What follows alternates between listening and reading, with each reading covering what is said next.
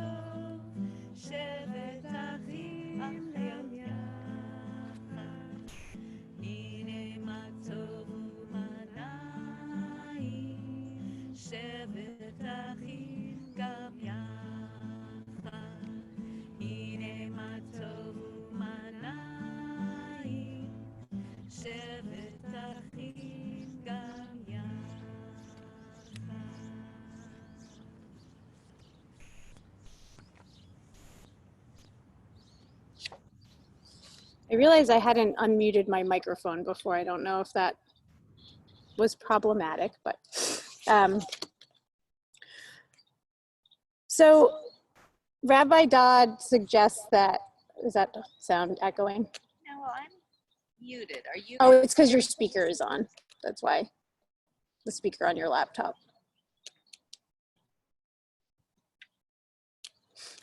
Go ahead.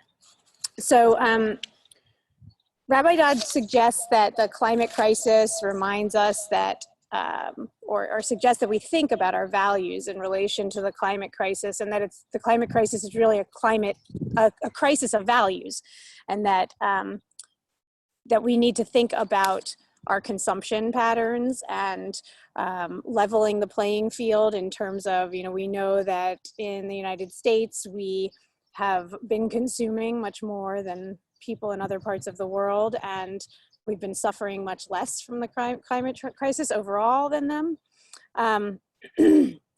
So his thoughts encourage us to think about how our richness is tied with being happy with what we have. And I think that the current quarantine and limits on our mobility and just change of behaviors is really forcing most of us to think about, again, about what is enough and what do we really miss from this time. You know, we're sort of all being forced into a Shemitah time, a period of long rest. And in some ways, in many other ways, a lot of our lives feel all the more crazy because we're trying to juggle everything out of our home all at one time for those trying to work and raise family and do all of the things from home. But some of the things that we're missing, it's a good time for us to think about, will we, you know, will we really miss them forever, or can we say goodbye to them when our lives go back to quote unquote normal? Our second principle for today is about all of us. So I have my little sign here. So the second midah for today is, or midot is, because this is a weird word, that midot is actually singular and midah, no, midot is plural. Midah is singular. Okay, so our second midah for today is this idea of resilience and resiliency. And Rabbi Dodd connects this with the word kihila, which we know means community. And he makes a good point, which I think, again, we're really experiencing right now, which is that in this time of great challenge, having our community around us to help us bounce back and respond both reactively to things that are challenging us right now and causing us pain or struggle, but also preventatively using community to help sustain us and support us, are lessons that we're being reminded of at this time. So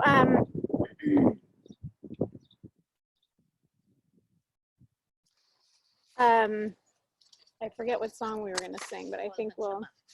So we're going to sing Kol Hanshama, and one of the reasons why I thought this song was nice to think about in relation to this idea of resiliency and kihila is that the translation that's on the song sheet, if you're able to get it, there is a link to it in the Facebook event if you're still looking for it. But we're going to sing Kol Hanshama to Hallelujah, Hallelu, Hallelujah. Let us all praise the interbreathing of Yah.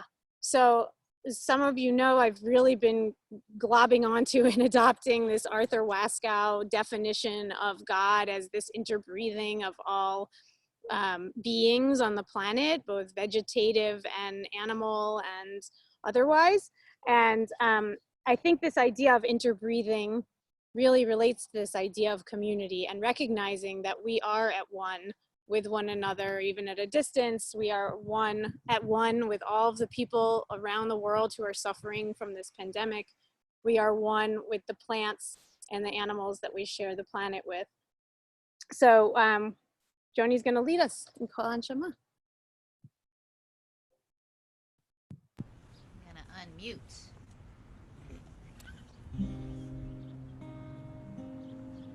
Hallelujah, hallelujah, hallelujah, hallelujah, hallelujah, hallelujah.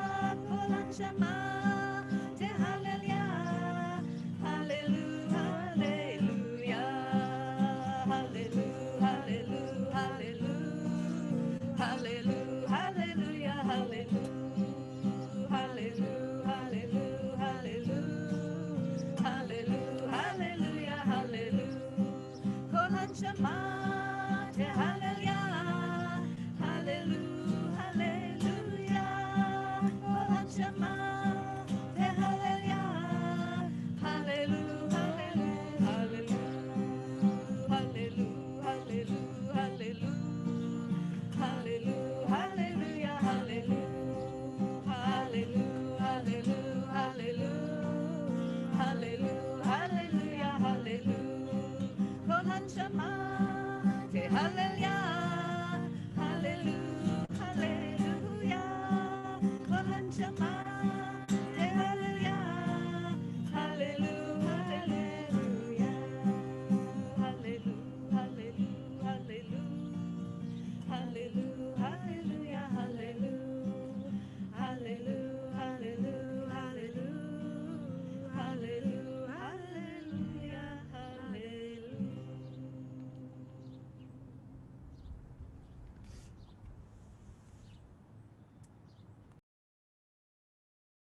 Oh. Our next midah for the day is responsibility. And this probably seems like a pretty obvious one when we think about our environmental connections and that we all have a responsibility to be mindful of the resources that we're using and how we're treading on this planet that we all belong to. And I linked this, this midah to the Shema. And that's because when I think of the Shema, you know, we say, listen, hear, O Israel, Yah is the divine presence that we all recognize and connects us. But it's also this like giving of the responsibility of that teaching.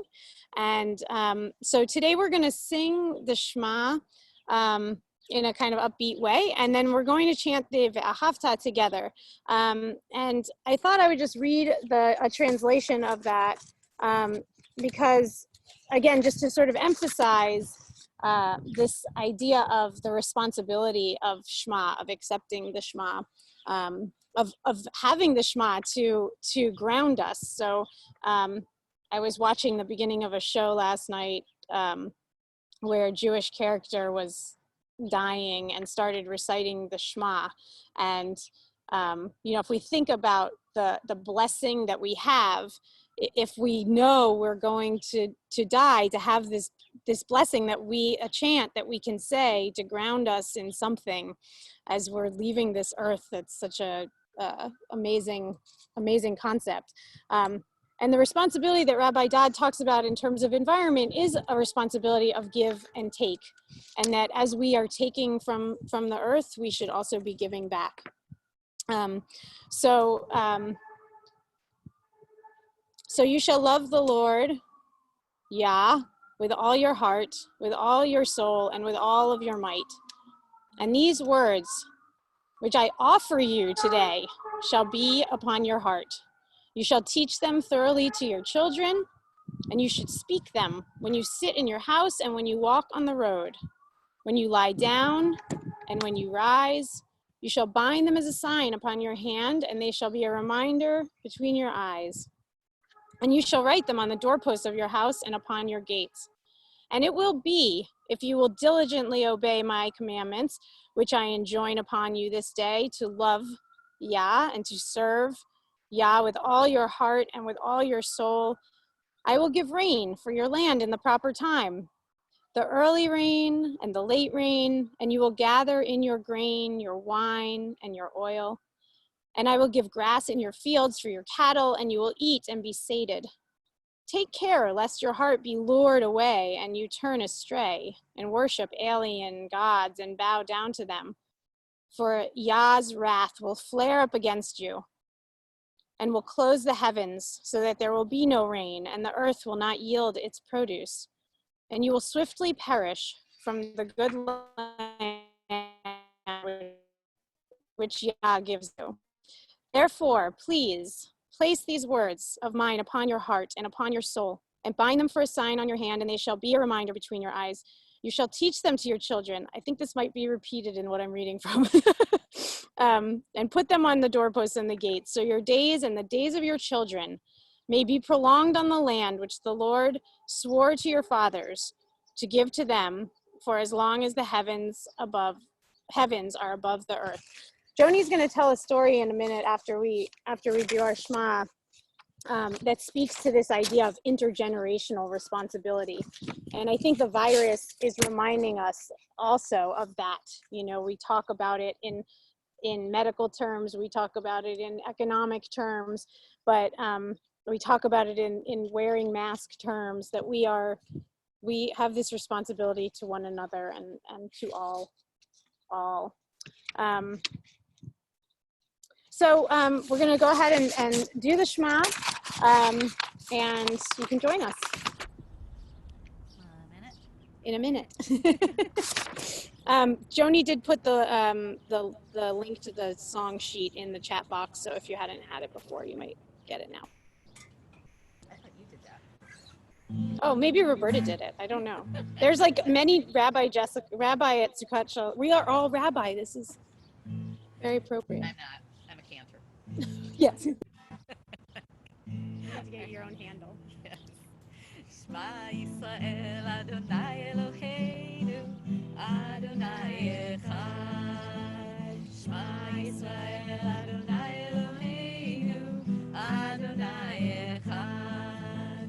Shema Yisrael Adonai Eloheinu Adonai Echad. Shema Yisrael Adonai Eloheinu Adonai Echad. Shema Yisrael Adonai Eloheinu Adonai Echad. Shema Yisrael Adonai Eloheinu Adonai Echad. Shema Yisrael Adonai Eloheinu Adonai Echad. Shema Yisrael Adonai Eloheinu Adonai Echad. Shema Yisrael Adonai Eloheinu Adonai Echad. Shema Yisrael Adonai Eloheinu Adonai Echad. Shema Yisrael Adonai Eloheinu Adonai Echad. Shema Yisrael Adonai Eloheinu Adonai Echad.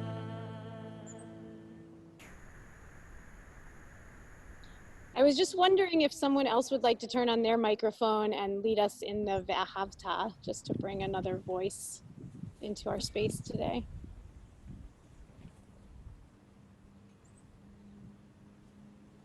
Sharona or Cheryl or anybody? Oh, there's Sharona. Yeah, or Cheryl. Marty? The Weiss family? Okay. Louise? No one's jumping Jody? up, Jody. No, okay. Wait. Well, I wanted to chant this because Jody? it is the one piece of Torah that I know how to chant. And I think it's really lovely that we all grow up, not all, but you know, that so many of us grew up learning how to chant at least this one paragraph of Torah. So Lori, we gotta teach everybody this next year. yeah. ואהבת את אדוני אלוהיך בכל לבבך ובכל נפשך ובכל מאודיך, והיו הדברים האלה אשר אנוכי מצווך היום על לבביך, ושיננתם לבניך ודיברת בם בשבתך בביתך ובלכתך בדרך ושכבך ובקומך, וכשרתם להיות על ידיך, והיו לטוטפות בין עיניך, וכתבתם על מזוזות ביתך ובישעריך.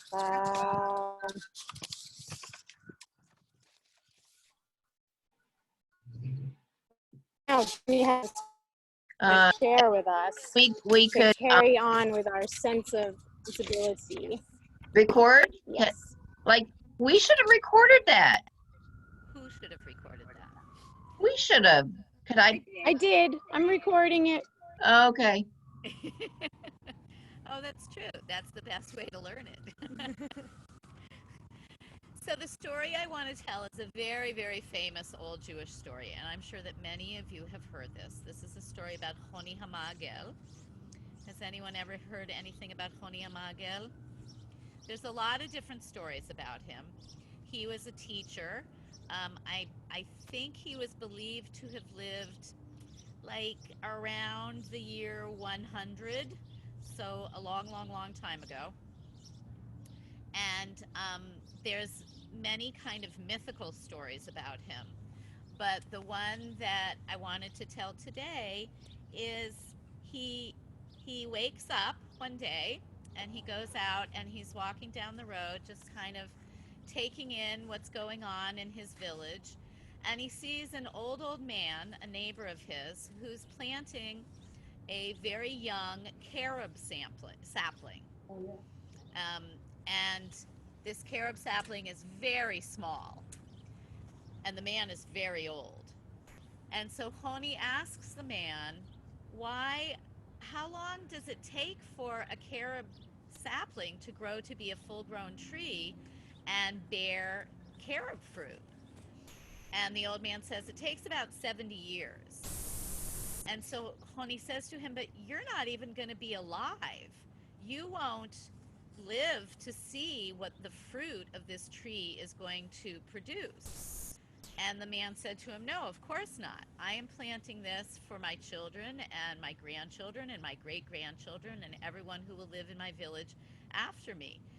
Just the same way that my father and grandfather and great-grandfather and great-great-grandfather and everyone who lived in this village before me planted trees that I can now reap the fruit of.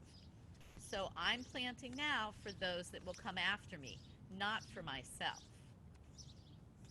That is the story of Choni Hamagel. If you're like me, you knew that story, but you didn't realize it was about a man named Choni Hamagel. But now we know.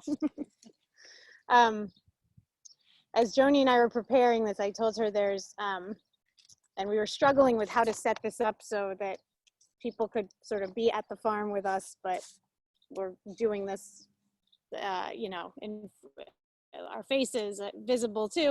And it looks like my phone feed may be shut off, so you might not have that view even anymore, but somewhere out in the farmland here, there are some hazelnut trees that I planted, and they are definitely a future generation thinking food. I hope that sometime, generations from now, someone gets to eat a nut off that tree, because I'm pretty sure that I'm not going to. So as we're pausing here with this midah of responsibility, I really wanted to sing this song that Joni taught us, that I can't believe I didn't know this song before 2 years ago, because it just speaks to, or 4 years ago, I guess now, it speaks to this Jewish environmental connection so clearly. And I find myself singing it all the time when I'm out working on the farm, and just thinking about how we're connected to the land, to the earth, to the sky. So we're going to sing Adama V'Shamayim. And I hope you'll sing along with us, even though we can't be singing together. And feel free, this is a move around kind of song too, so if you're inspired to move around as you sing, go for it. We would love to see your dancing little bodies. Or big bodies. Yes. I didn't mean it as an invitation only to the children. Adama v'shamayim, kol ha'esh, tzvil hamayim, ani margish zot begufi, beruchi benishmati. Heya, heya, heya, heya, heya, heya, heya, ho. Heya, heya, heya, heya, heya, heya, heya, ho. Heya, heya, heya, heya, heya, heya, ho. Feel the earth, feel the sky, heat of fire, water sighs. I can feel it in my body, in my spirit, in my soul. Heya, heya, heya, heya, heya, heya, heya, hey. Heya, heya, heya, heya, heya, heya, heya, hey. Heya, heya, heya, heya, heya, heya, heya, hey. Adama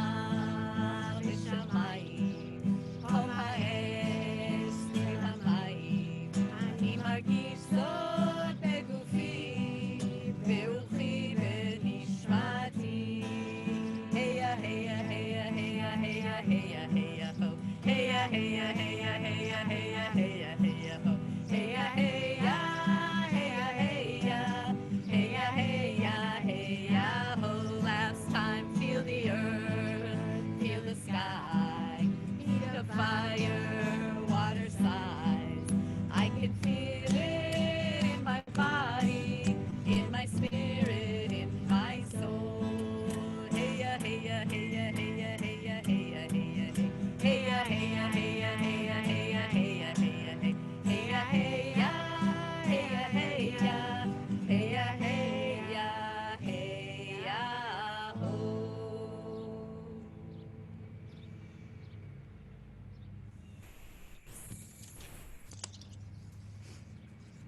I found myself looking up the origins of that song last week, and if you have some time, I encourage you to look, because I found this very critical take on the song. I didn't ever send this to you, but Well, I've read it. oh, you've read it. Yeah, so I was gonna, hang on. Can you guys hear me like this? Can you hear me? No. Okay. Um, yeah, I was going to mention that, this song, interestingly, so it started as a song from the Rainbow People, who are very big. Did you discover this? No, the rainbow people did not come up. The Okay. pagans. Yeah, well, so the Orthodox Jewish people think the Rainbow People are pagans. Oh, so when they say pagans, that's what they mean. Right. So it started as a song from these rainbow people, and rainbow people are very, very big in Israel. And what the rainbow people are is they travel all around the world, and someone's mowing their lawn, and it can't be avoided. Saturday afternoon.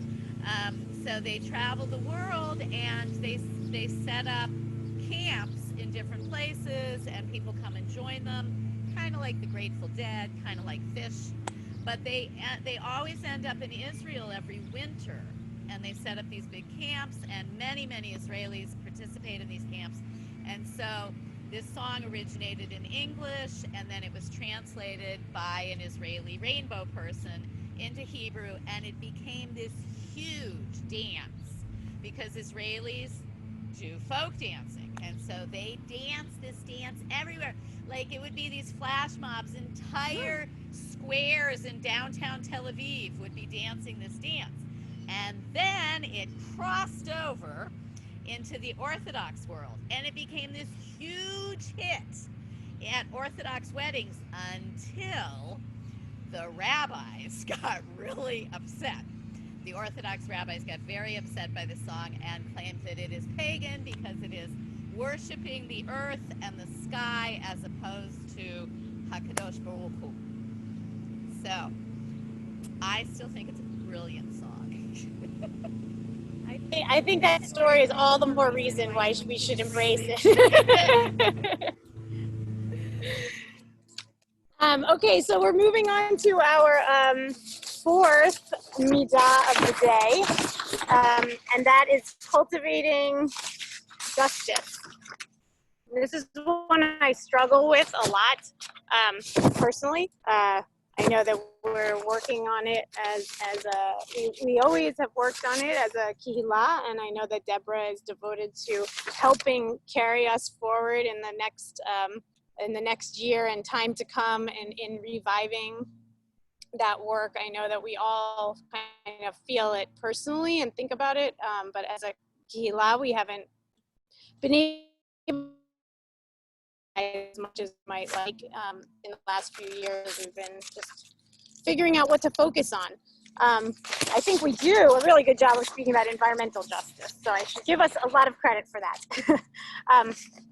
And when we think about justice Jewishly, there are a lot of words that come to mind. And Rabbi Dodd in the link that I had sent out in advance of the service talks about a lot of those. The two that stood out most for me were really the one that I ended up, I'm looking at my notes, and the one I ended up really thinking about long term is that he talks about chesed and loving kindness. and that this is a form of justice, and that if we can cultivate within ourselves a sense of loving kindness that we bring into all our interactions in the world and all of our actions, that it just makes the world a better place. And I like that because it feels like something that I can control, whereas I can't control police violence against young Black men, and I can't control large corporations using tons of fossil fuels, even when I try so hard to save just a little bit here at my own house. So as we think about justice, also justice is something that has both immediate and long-term implications. So we can think about the things that we can do to create a more just and peaceful world today, tomorrow, in the next week, and we can think about the justice that needs to be done over generations, going back to generations that we have making up to do, and going forward into generations to try to make the world more just as we move forward. And I thought that was just something that is, you know, we are again in this period of quarantine where, despite what people want to think or want to tell us that we're coming out of the darkness and going, you know, moving into the next stage, those of us who are looking at the science and listening to the scientists know that we're in this for the long haul, and that this is going to be, you know, these are long-term issues, and that we're going to need a lot of strength to get through. So this is the time in our service where we would normally say the Amidah and have a silent meditation. And so all the more ironic that the lawnmower is disrupting our peace and quiet. And so we're going to sort of, I think, skip over trying to have a silent meditation because it would really be difficult. But Joni brought to us a song that I know from my childhood, and I'm excited to hear how she introduces it, Sadiq Katamar. So I'm going to pass the microphone back to her.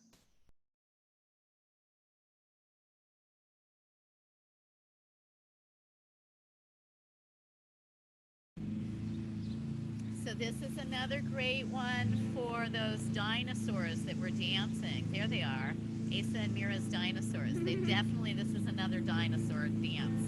It's a Dragons. Oh, what are they? Oh, they're dragons. Oh, I'm so sorry. Okay. All right.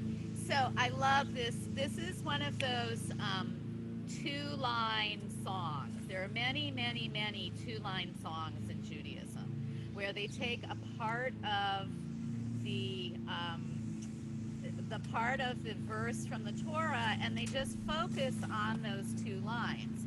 And these two lines are Tzaddik Kitamar, Yifrach, Yifrach. So Tzaddik comes from the word Tzedek. Tzedek is justice. Tzaddik means a righteous person, a person who is performing justice in their life. So all of you who are learning Hebrew, it's those root things where you change the form of the word, you keep the same root, and it expands on that meaning. So you take the word justice and you add a yud, which is also an abbreviation for yud hey vav hey. And Jody, your papers are blowing away. You take a righteous person who is going to bloom in the same way that a palm tree blooms. And the next line is Ke'erez be'levanon yiskeh. And a righteous person will also flourish the same way the cedars of Lebanon flourish. And I don't know if anybody's ever seen the cedars of Lebanon or seen pictures of the cedars of Lebanon, but they are very famous because they are very old, they are very tall, they are very beautiful, and they have a wonderful, wonderful smell of cedar wood. So, and many of you probably danced this song if you grew up with any kind of connection to a Jewish synagogue.